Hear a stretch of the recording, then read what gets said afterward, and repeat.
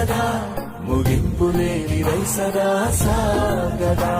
నిస్వార్థమెంత గొప్పదో ఈ పదము రుజువు కట్టదా. సిరాలు లక్ష వంపదా చిరాక్షరాలు రాయదా. నిశీధి ఎంత చిన్నదో నీ కంటి చూపు చెప్పదా. నీలోని వెలుగు పంచగా విశాల నింగి చాలదా. మనుష్యులందు నీ కథ మహర్షిలాగా సాగదా. మనుష్యులందు నీ కథ మహర్షిలాగా సాగదా.